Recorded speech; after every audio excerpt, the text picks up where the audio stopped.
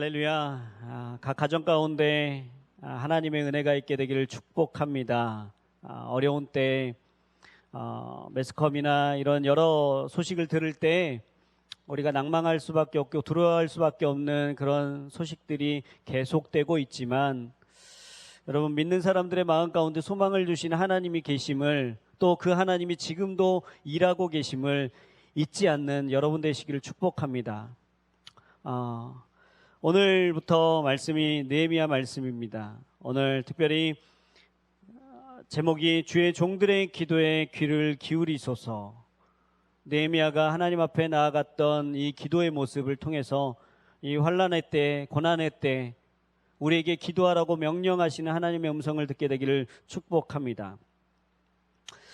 느헤미야는 기도의 사람이었습니다. 어떻게 기도의 사람이 되었는가? 오늘 말씀을 통해서 느헤미야가 하나님 앞에 기도하러 나아갔던 그 상황들을 바라보면서 절망 가운데 낭망치 않고 하나님 앞에 나아가며 소망을 구하는 저와 여러분이 되기를 축복합니다. 느헤미야가 살고 있던 시대는 환난의 시대였습니다. 혼란스러운 시대였습니다. 여러 가지 급변하는 상황 가운데 민족의 정체성을 고민해야 되는 그런 시기였습니다. 우리가 알고 있는 것처럼 이스라엘 백성들은 하나님께 반역함으로 바벨론의 포로로 끌려갑니다. 예언하신 것처럼 70년의 바벨론 포로 생활이 마쳐지고 그 후에 바벨론 이후에 바사 제국, 페르시아 제국이 등장을 하게 됩니다. 이때 고레스 왕의 칙령을 통해서 이스라엘 백성들이 다시 고향으로 돌아갈 수 있는 기회를 얻게 됩니다. 여러 번에 나눠서 고향으로 돌아가게 되는데요. BC 536년에 스룹바벨이 예루살렘 성전을 재건하기 위해서 이스라엘 사람들을 데리고 예루살렘으로 돌아갑니다. 또 BC 458년에 에스라가 2차로 사람들을 데리고 또 귀환하게 됩니다. 특별히 에스라는 대대적인 영적 부흥 운동을 일으키면서 그 땅에 있는 많은 사람들을 격려하게 되죠. 그 후에 BC 444년에 에스라가 2차로 귀환한 후 14년이 지난 그 다음에 느헤미야가 3차로 동족을 이끌고 귀환하게 됩니다. 예루살렘으로 돌아가고 있는 사람들의 리더로서 느헤미야가 있는 것이죠. 오늘 느헤미야를 소개하고 있는 첫 말씀 이렇게 시작하고 있습니다. 1장 1절입니다. 하가랴의 아들 느헤미야의 말입니다. 아닥사스다 왕 20년 기슬르월 내가 수산성에 있을 때에 1절에 하가랴의 아들 느헤미야로 시작하고 있습니다. 느헤미야는 기도의 사람이라고 우리가 칭하고 있지만 그 배경을 알 수 있는 단서가 그렇게 많지 않습니다. 그에 대해서 알 수 있는 구절들이 몇 없는데 오늘 1장 1절에 나와 있는 것처럼 하가랴의 아들 정도로 소개하고 있는 것이죠. 아마도 느헤미야의 가족들은 주전 586년 예루살렘 성이 함락됐을 때 그의 할아버지와 온 가족들이 바벨론으로 포로로 잡혀왔을 것입니다. 그러니까 느헤미야는 아직 그 가운데 없는 것이죠. 느헤미야는 포로로 바벨론에 끌려온 포로의 후손으로 바벨론에서 태어납니다. 포로로 이방 땅에서 태어나면서 자랐던 것이죠. 그가 어떻게 자라났는가? 성장 과정은 나와 있지 않지만 지금 그가 하고 있는 일로 미뤄볼 때 이 출신의 불리함에도 불구하고 아주 열심히 아주 최선을 다해서 살았을 것으로 예상합니다. 그로 인해서 지금 영향력 있는 위치에 올라 있는 것이죠. 이 느헤미야의 사회적인 위치를 간단하게 성경은 묘사하고 있습니다. 11절에 보시면 그의 직함은 술 따라 올리는 사람이다 라고 묘사되고 있습니다. 술을 따르는 사람, 술관원은 왕이 술을 마시기 전에 일단 그 맛을 먼저 보는 사람이었습니다. 왕이 먹는 음식은 동서고금을 막론하고 아주 신중하게 다루어졌습니다. 그 음식을 만드는 별도의 기구가 있을 뿐만 아니라 그 음식을 차려왔을 때 왕이 먹기 전에 먹는 사람이 항상 옆에 있었습니다. 왜 이렇게 했을까요? 그 왕을 축출하기 위해서, 왕이 되기 위한 세력과 왕의 정적이 되는 세력들이 흔하게 왕을 제거하기 위해서 써먹던 방법이 음식에 독을 타는 방법을 사용했기 때문에 그렇습니다. 예. 왕의 음식에 독을 타는 것만으로 절반은 성공한 거예요. 이 역사 속에서 사라져버린 많은 왕들도 이렇게 음식으로 인한 독살로 사라져버린 왕들이 많이 있었습니다. 후대 왕들은 이 상황들을 알고 있었던 것이죠. 그래서 음식을 맛보는 사람을 항상 옆에 두었습니다. 그 사람은 왕이 가장 신뢰하는 사람으로, 가장 믿을 만한 사람으로 옆에 두었던 것이죠.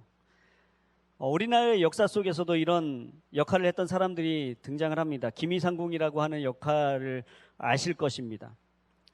왕의 생명을 책임지고 있는 아주 중요한 직책입니다. 그렇기 때문에 왕이 전적으로 신뢰하는 사람, 그런 사람을 그 자리에 앉혀 놓았던 것이죠. 단순히 음식을 맛보는 것 이상, 괜찮은지 확인하는 것 이상의 일을 하였습니다. 왕과 같이 앉아서 이야기를 나누며 국정을 논할 수 있는 아주 막강한 영향력을 가진 위치에 지금 느헤미야가 있는 것이죠. 느헤미야는 유대인이었지만 고국에서 태어난 게 아니라 멀고 먼 나라인 바벨론에서 태어났습니다. 그 사이 바벨론, 처음으로 끌려왔던 바벨론이 메대와 바사이에서, 페르시아에 의해서 나라가 바뀌게 된 거죠. 단순히 정치 세력이 바뀐 것이 아니라 나라가 통째로 바뀌게 된 것입니다. 조국이라고 하지만 한 번도 가보지 못한 멀리 떨어진 나라에 불과한 것이 바로 예루살렘이었습니다. 느헤미야는 바벨론에서 출생해서 교육을 받은 사람으로 지금은 바사의 최고위직 관리가 되어 있는 것입니다. 그렇다면 느헤미야는 유대 사람인가요? 바벨론 사람인가요? 아니면 바사 사람인가요?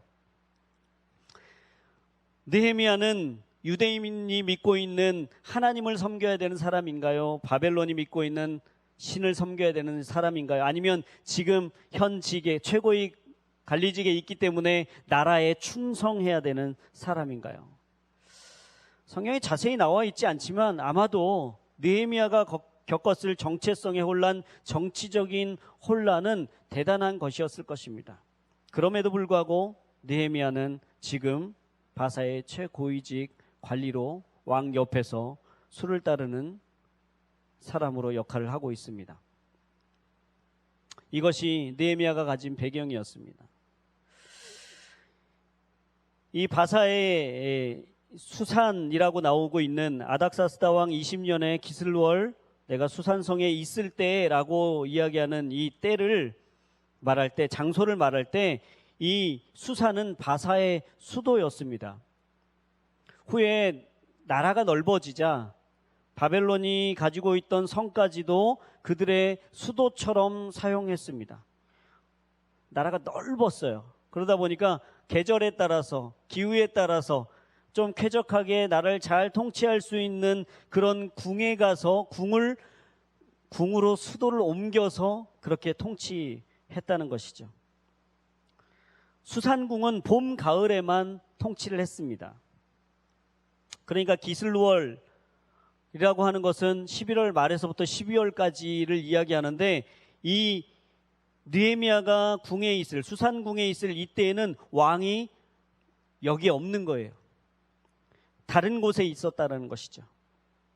그런데 그 수산궁에 있는 느헤미야에게 형제들의 이야기가 들려옵니다. 2절에 보시면 하나니와 몇몇 사람들이 함께 유다에서 왔는데, 그 사람들의 안부를 물으니까 유다의 그 예루살렘에 포로로 잡혀오지 않고 거기서 남아있는 사람들의 안부를 물으니까 형편없는 거예요. 아주 어려운 가운데 처해 있다라는 소식을 듣습니다. 이스라엘 백성들의 귀환은 앞에 말씀드린 것처럼 스룹바벨의 1차 귀환과 에스라의 2차 귀환으로 5만 명 가까이에 되는 인원이 예루살렘으로 돌아가게 됩니다. 그런데 5만 명 가까운 인원이 하나님이 주신 약속의 땅으로 다시 돌아가는 거예요.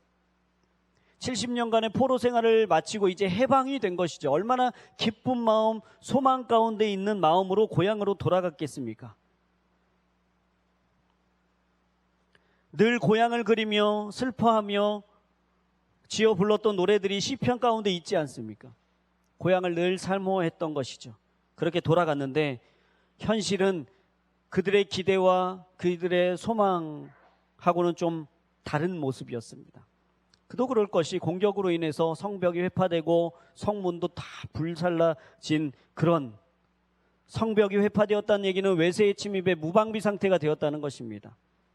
성문이 없다는 것은 누구나 드나들 수 있다는 것이었습니다. 약속의 땅이라는 소망감을 가지고 조국으로 돌아갔지만 가보니 사람 살 때가 아니라는 것을 깨닫게 되었습니다. 이것은 1차와 2차 예루살렘으로 귀환한 사람들의 숫자를 보고도 알 수 있습니다. 1차 때는 49,897명이 예루살렘으로 돌아갑니다. 2차 때는요 1,754명만 돌아갑니다. 1차 귀환 때보다 30분의 1만 2차 때 가게 된 거예요. 역사를 보니까 이 5만 명 가까운 이 사람들도 그것이 도저히 살 곳이 되지 못해서 다시 바사로 돌아왔다라는 기록도 있습니다. 이 사람들이 돌아와서 뭐라고 얘기했겠습니까? 예루살렘으로 돌아갔는데, 고향으로 돌아갔는데 거기는 사람 살 곳이 안 돼. 이제는 도저히 살 수가 없어. 소망이 없어. 라고 이야기하지 않았겠습니까? 그러니까 2차 때 1754명만 돌아간 거예요. 그만큼 예루살렘 상황이 대단히 어렵다는 사실을 알았기 때문에 귀환하기를 꺼렸던 것입니다. 그런데 느헤미야는 다른 태도를 가집니다. 앞에 기도의 사람이라고 느헤미야를 소개해 드렸습니다. 오늘 기도의 제목, 설교의 제목처럼 주의 종들의 기도에 귀를 기울이소서 하며 간절한 기도를 드릴 수 있는 이 느헤미야의 신앙, 어디서 왔을까요? 앞에 그 배경을 설명드린 것처럼 느헤미야는 예루살렘에 한 번도 가본 적이 없는 사람입니다. 고국에 대한 이야기를 이야기로만 들었을 사람입니다. 그런데 어떻게 고난의 문제 앞에, 이 어쩔 수 없는 이 상황 앞에 식음을 전폐하며 눈물로 하나님 앞에 나아가야 되는 이 소식을 들었을 때 어떻게 하나님 앞에 나아갈 생각을 했을까요? 느헤미야는 두 가지에 열려있던 사람이었습니다. 첫째는 사람들의 소리에 열려있던 사람이었습니다. 느헤미야는 출생신분의 그 불리함을 극복하고 성공한 사람이었습니다. 상식적으로 생각을 해봐도 바사는 넓은 땅을 다스리고 있는 나라였습니다. 넓은 땅을 다스린다라는 것은 전쟁에 능했다라는 뜻이죠. 주변 나라들을 쉽게 정복해 나갔다라는 뜻입니다. 페르시아의 정책 자체가, 정복해가는 그 정책 자체가 관용 정책을 앞세워서 그 나라의 문화나 이런 것들 다 살려두는 정책을 폈다 할지라도 왕의 가장 지근거리에서 최측근으로 수를 따르는 그 역할을 하는 사람을 몰락한 나라의 포로 2세를 세울 만큼 페르시아에 인재가 없지 않았을 것입니다. 수없이 많은 그 나라 국민, 자국민들이 많이 있었을 것입니다. 그런데 지금 그 옆에서 수를 따르는 사람은 느헤미야인 것이죠. 그만큼 실력과 왕의 신임을 얻는 위치에 오르기까지 노력을 많이 했을 것이고 그의 실력들을 사람들이 알아봤다는 것이죠.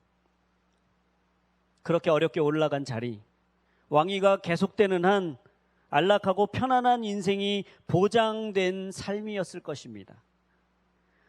높은 관직에 물질적인 풍부함을 갖고 정말 누구라도 그 자리에 올라가고 싶어서 혈안이 되어 있고, 그 위치에 있는 사람이라고 하면 그 자리를 유지하기 위해서라면 어떤 힘이라도 쓰고 싶은 그런 위치에 올라가 있는 것이죠. 느헤미야에게 고향의 소식이 들려왔을 때 어쩌면 느헤미야는 이런 마음을 품어도 됐을지 모릅니다. 그냥 포로에서 풀려난 것만으로도 잘된 일 아닐까 하면서 위안을 삼을 수도 있었겠죠. 이제 나와는 크게 상관없는 일이라고 모른 척해도 누가 뭐라 할 사람이 없습니다. 며칠이나 슬픔 가운데 앉아 있을 정도로 어쩌면 그 마음 가운데 부담이 되는 소식이라 할지라도 그저 그냥 본인이 능력되는 범위 안에서 적당히 도와도 사람들이 볼 때 아유, 저 사람은 자신의 민족을 기억하면서 돕는 아주 훌륭한 인품을 가졌다고 칭찬했을 것입니다. 오히려 그것보다 더 나가는 일이 오해를 살 만한 위치에 있는 것이죠. 느헤미야 2장 19절에 이렇게 이야기를 합니다. 산발락과 도비아의 게셈이 성벽을 재건하는 느헤미야를 보면서 뭐라고 얘기했는지 보십시오. 왕에게 반역이라도 할 참이냐? 예, 그들이 외치는 이 소리가 근거가 없는 소리가 아니었습니다. 이것으로 짐작해 보아도 보기에 따라서는 느헤미야가 상당히 오해를 받을 만한, 그 결과로 지금까지 누리고 있었던 그 모든 것을 빼앗길 만한 그런 위협적인 일이었다라는 것이죠. 굳이 그렇게 하지 않아도 될 일을 하나님 앞에 구하고 있는 것입니다. 느헤미야는 왜 이렇게 할까요? 왜 이렇게 할까요? 저는 나중에 천국 가면 꼭 물어보고 싶습니다. 느헤미야에게 다른 어떤 것이 있었길래, 미루어 짐작해 보기에는 느헤미야는 하나님에 대해서 굉장히 구체적으로 이스라엘 민족들에게 어떻게 하셨는지를 알았습니다. 오늘 기도의 내용 가운데서도 하나님이 어떤 분이신지 구체적으로 알고 기도했어요. 이것을 통해서 알 수 있는 것은 느헤미야는 그 느헤미야에게 영향력을 미치는 가장 지근거리의 사람, 가족들이겠죠. 가족들로부터 이런 신앙 교육을 잘 받았을 것이라고 추측해 볼 수는 있습니다. 그리고 그 주변의 사람들로부터 우리가 어떤 민족인지 어떤 정체성을 가져야 되는지를 들었을 것입니다. 조금 더 상상력을 발휘해 본다면 시편 137편에 바벨론 강가에서 슬피 울면서 하프를 켜면서 고향을 그리워하는 이스라엘 백성들의 모습들이 나옵니다. 그럴 때 그 옆에 가서 엄마 아빠 뭐 하는 거예요? 왜 이렇게 울면서 하프 연주를 하는 거예요? 라고 물어보는 꼬마가 느헤미야였을지 모릅니다. 상상력을 발휘해 보자면 그렇습니다. 느헤미야의 과거는, 성장 과정은 나오고 있지 않지만 이렇게 이야기하는, 그리고 또 위기의 때 고난 앞에서 하나님 앞에 나아가는 이 모습들을 볼 때에 느헤미야는 분명하게 신앙 교육받은 사람이었다는 것이죠. 단순히 느헤미야가 감정적으로 누가 고통을 당하고 있는 것을 보면 도와주지 못할 그런 심성을 가진 사람이어서 지금 눈물을 흘리면서 애통해하고 있는 것이 아닙니다. 사회적인 위치도, 이제 이만하면 사회적인 위치로서의 성공도 했고 물질적인 풍족함도 있어서 좀 사람들에게 덕망이 있는 그런 사람으로 비춰지기 위해서 구제의 차원으로 이 일을 하고 있는 것이 아니라는 거예요. 5절 보시겠습니다. 왜 이렇게 했는가? 하늘의 하나님 여호와 크고 두려운 하나님이여, 하나님을 사랑하고 그 계명을 지키는 사람들과 맺은 사랑의 언약을 지키시는 하나님이여. 하나님께 이렇게 말하고 있는 것이죠. 느헤미야는 민족을 사랑하는 마음 때문에 가슴이 아팠습니다. 단순히 감상적인 아픔으로 그치지 않았다는 것이죠. 그 아픔은 기도로 이어졌고 슬픔에 매몰되어 주저앉아 있는 신앙이 아니라 눈물을 흘리며 가슴 미어지는 아픔과 수치를 안고 하나님 앞으로 나아가는 기도의 사람이었던 것입니다. 왜냐하면 하나님과 이 이스라엘 백성들이 사랑으로 연결되어 있는 민족임을 그가 분명하게 알았다라는 거예요. 그러니까 이스라엘의 신음소리는 하나님과 사랑의 언약으로 연결되어 있어서 하나님이 해결해 주셔야만 하는 신음소리였다는 것을 분명하게 알았다는 것입니다. 이제는 이 민족이 나와는 상관없는 타인이고 객체가 아니라 그들이 바로 나고 그 인식에서 밤잠을 설치며 음식을 끊으며 하나님 앞에 기도하게 하는 원동력이 되었다는 것입니다. 칼 바르트라는 신학자는 이렇게 이야기합니다. 한 손에는 성경을, 한 손에는 신문을. 저는 이 말을 기도하는 사람이라면 하나님 앞에 그 누군가의 아픔을 가지고 나아가서 기도하는 사람이라면 붙잡아야 될 두 가지에 대해서 요약한 것이라고 생각을 합니다. 우리는 기도를 합니다. 기도의 요청을 받기도 하고 우리가 살고 있는 시대의 아픔을 가지고 하나님 앞에 나아가서 기도하기도 합니다. 근데 우리는 어떻게 기도합니까? 단순히 기도하는 것으로 만족하고 그 기도의 자리를 일어섭니까? 아니면 정말 이 시대의 아픔, 아파하고 있는 이 사람들의 신음소리를 가지고 하나님, 이 일이 나의 일입니다. 하나님께서 고쳐주시지 않으면, 하나님께서 도와주시지 않으면 해결될 수 없는 절망 가운데 주저앉아 있을 수밖에 없는 연약한 민족들의, 하지만 하나님과 사랑의 언약으로 맺어져 있는 민족들의 기도입니다 라고 나아가는지요. 사랑하는 여러분, 우리는 기도해야 될 때입니다. 정말로 기도해야 될 때입니다. 기도해야 될 때 그저 기도를 부르짖는 것만으로, 기도의 시간으로 이제는 되었다라고 만족하는, 그렇게 일어나는 사람들이 아니라 하나님, 우리가 이 사람들의 아픔이 나의 아픔처럼 하나님 앞에 나아갑니다 라는, 좀 돌아보고 연약한 사람들을 이해하고 가슴으로 품고 공감하며 하나님 앞에 나아가는 저와 여러분이 되길 축복합니다.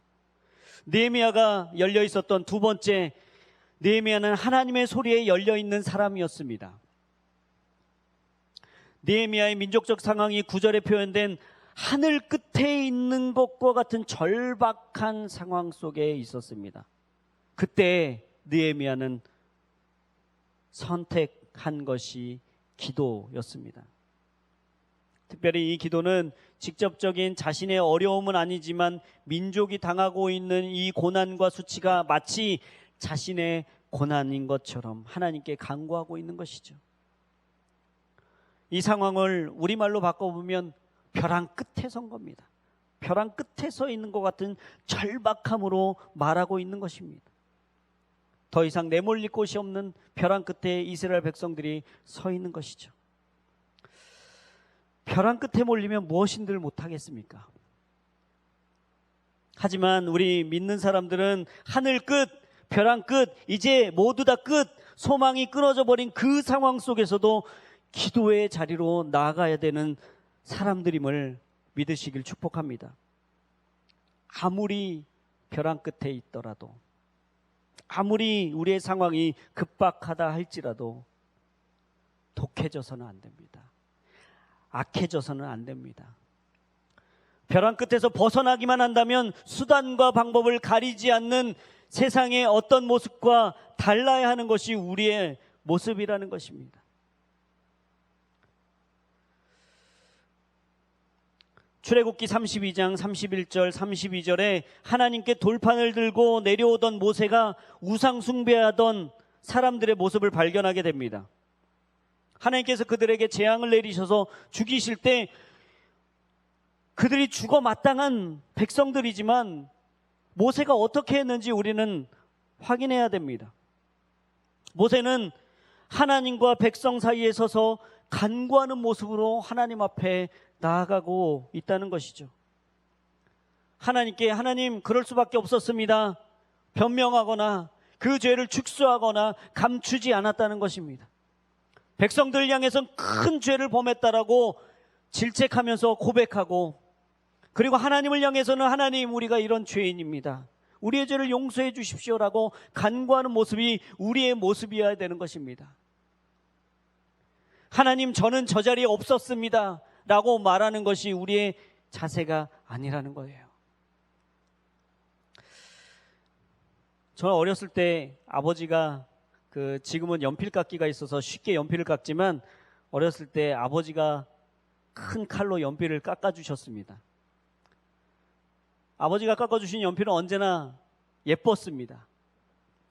모습이 너무 예뻐서 나도 할 수 있을 것 같아서 아빠 저도 해볼게요 하고 해보면 여지없이 한쪽이 움푹 패이게 되고 아주 미운 모습으로 연필이 깎여져 나갔습니다.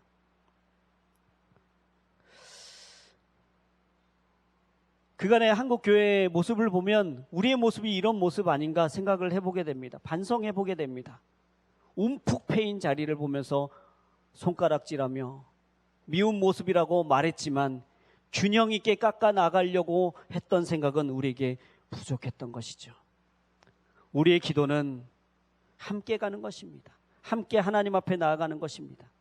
느헤미야도 그 순서를 따르며 기도하고 있습니다. 6절 보시겠습니다.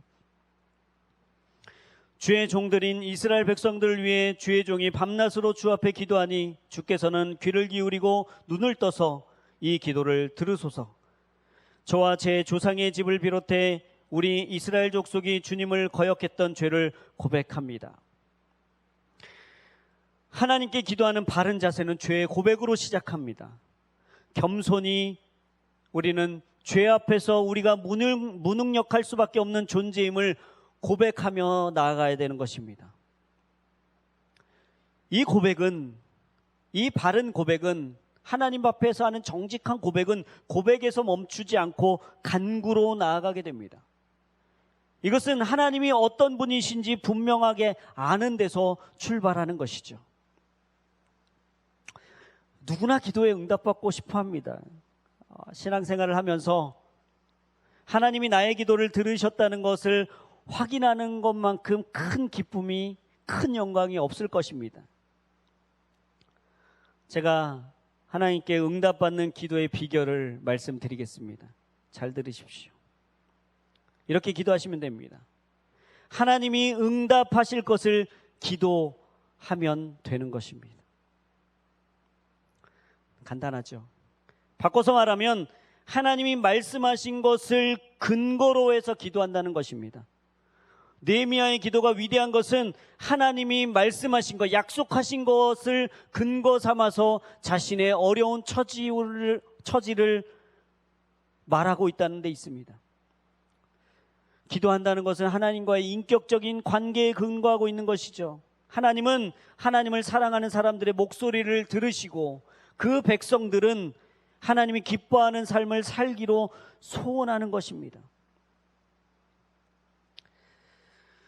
이 현대인들의 기도하는 모습을 C.S. 루이스는 이렇게 이야기했습니다. 수많은 우스꽝스러운 요소들이 포함된 복합적인 대상에게 기도하고 있다. 다시 얘기하면 이 복합적인 대상이라는 것은 우리의 상상력, 우리의 경험, 우리의 생각이 지배되어서 성경의 단편적인 이야기들과 조합되어서 그것이 마치 하나님인 것처럼 그렇게 기도하는 모습을 꼬집어 이야기하는 것입니다. 왜곡된 하나님에 대해서 이야기하는 것이죠. 다른 종교에서 하는 기도와 본질적으로 우리의 기도는 달라야 되는 것입니다. 타 종교의 기도가 나보다 능력 있는 존재를 설득해서 나의 소원을 성취하기 위한 방법으로 기도가 쓰인다면 우리는 하나님의 뜻이 무엇인지를 구하고 하나님 그 뜻을 발견했다면 그 뜻대로 살기 위해서 하나님 우리에게 힘을 주십시오라는 요청이 우리의 기도의 본질이 되어야 되는 것입니다. 존 파이퍼 목사님은 하나님을 기뻐하라는 책에서 기도는 본질적으로 하나님을 기다리는 활동입니다. 즉 우리의 무기력함과 그분의 권능을 인정하고 하나님께 도움을 요청하며 그분의 충고를 구하는 일이 기도다라고 정의 내리고 있습니다. 1장 8절과 9절을 함께 보도록 하겠습니다. 주께서 주의 종 모세에게 하신 말씀을 기억하소서. 너희가 만약 죄를 지으면 내가 너희를 여러 민족들 가운데로 흩어버릴 것이고 만약 너희가 내게 돌아와 내 계명을 지키면 너희 포로된 사람들이 하늘 끝에 있더라도 내가 그들을 거기서부터 불러 모아 내 이름을 위해 선택해 놓은 곳으로 데려올 것이다 라고 하시지 않았습니까? 느헤미야는 기도하고 있습니다. 뭐라고 기도하나? 기억해 주십시오라고 요청하고 있는 것입니다. 아니, 범죄에서 포로로 잡혀가도록 내버려둔 이스라엘을 하나님께서 다시 기억하셔야 될 이유가 있나요? 느헤미야는 지금 이스라엘, 포로로 잡혀가도록 내버려둔 이스라엘을 위해서 하나님 앞에 간구하고 있는데 이 간구에 하나님이 들으셔야 될 근거가 있나요? 예, 있습니다.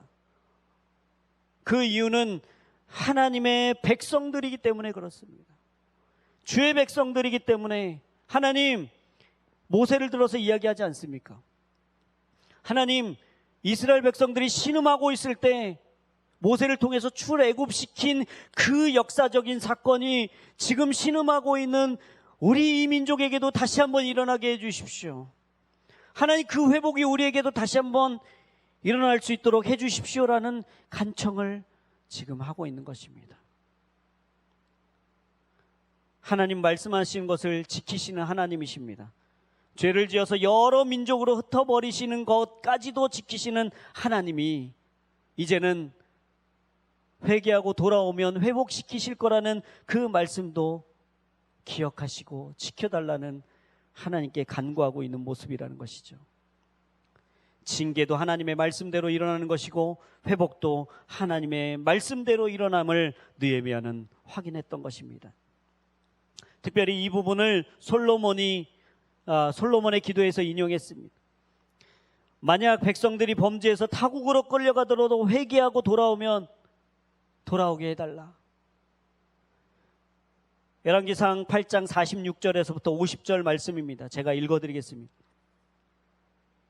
죄를 짓는 사람이 없으니 그들이 주께 죄를 지어 주께서 그들에게 진노하시고 적들의 손에 넘겨주셔서 그들이 포로가 돼 멀든지 가깝든지 적들의 땅으로 끌려갈 때 만약 그들이 포로로 잡혀있던 그 땅에서 마음을 돌이켜 회개하고 주께 간구하고 우리가 죄를 짓고 잘못을 저질렀으며 악한 행동을 했습니다라고 말하면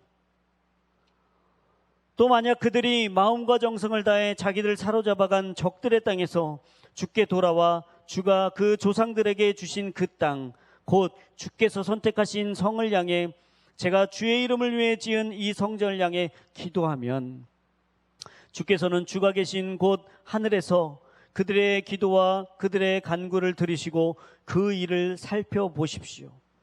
그리고 주께 죄 지은 주의 백성들을 용서해 주십시오. 그들이 주께 저지른 모든 허물을 용서하시고 그 사로잡아간 사람들이 그들을 불쌍히 여기게 해 주십시오. 느헤미야의 간구하는 내용을 보면 철저하게 하나님이 어떤 분이신가 에서 출발하고 있습니다. 기도하기만 하면 되는 것이 아닙니다. 마치 내가 땀을 흘리고 장시간에 오랜 시간 동안 무릎이 아플 정도로 기도했으니까 들어주셔야지, 누구라도 들어주셔도 상관없어 하는 수치불명의 주소에 편지를 보내는 것 같은 것이 우리의 기도가 아닙니다. 우리는 분명한 대상을 향해서 기도하고 있는 것입니다. 하나님이 어떤 분인지 알아야 합니다. 하나님은 그 택한 백성들의 신음하는 소리를 들으시는 하나님이신 줄 믿으시길 축복합니다. 이런 간구를 통해서 하나님은 어떻게 역사하실 것인가? 마지막 절입니다. 11절 보시겠습니다. 주여, 이 종의 기도와 주의 이름을 경외하기를 기뻐하는 주의 종들의 기도에 귀를 기울이소서. 오늘 주의 종이 이 사람 앞에서 은총을 읽고 잘되게 하소서. 그때 나는 왕에게 술을 따라 올리는 사람이었습니다. 겨울 수상궁에 지금 왕이 없는 상태로 있었다고 말씀드렸습니다. 왕이 돌아올 때는 그로부터 한 4개월이 지난 그 어느 시점이었습니다. 왕이 돌아올 때까지 느헤미야는 앞에 말씀드린 가슴을 부여잡고 민족의 아픔을 위해서 하나님 앞에 기도했을 것입니다. 왕에게 나아가 부탁할 것까지 그럴 각오로 기도하는 자세를 보게 됩니다. 기도하고 움직이는 사람이 느헤미야인 것이죠. 예루살렘의 처지를 듣고 자신이 무엇을 해야 할 것인지 생각하고 움직이기 전에 기도로 하나님 앞에 나아가고 있는 것입니다. 하나님 이런 사람을 찾으시는 것 같습니다. 하나님을 경외하기를 기뻐하는 한 사람, 그 한 사람의 기도를 통해서 민족의 고통과 수치를 물러가게 하기 위해서 하나님이 동원하시는 그 한 사람을 찾고 계시는 것 같습니다. 심지어 그 기도를 통해서 하나님을 알지 못하는 왕에게까지 은총을 잊게 해달라는 요청을 할 수 있는 그런 담대함을 가진, 그리고 하나님에 대해서 정확하게 알고 있는 그런 사람들을 하나님은 이 시대에 찾고 계십니다.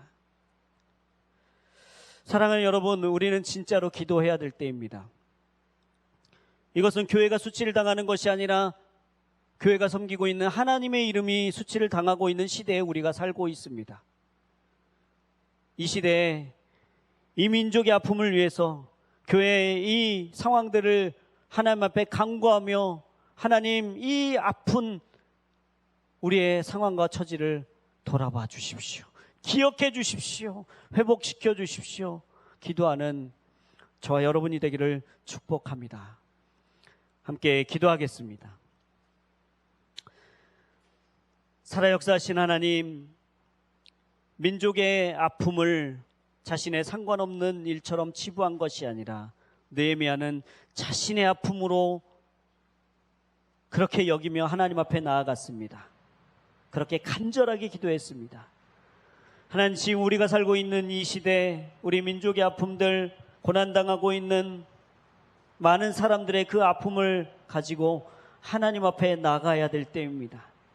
하나님, 우리가 기도하는 그 한 사람이 될 수 있도록 도와주시옵시고, 그 기도를 응답받는 사람들이 될 수 있도록 이 나라와 이 민족을 축복하여 주시옵소서. 그렇게 역사하실 하나님을 찬양하며 좋으신 예수님의 이름으로 기도 올려옵나이다. 아멘.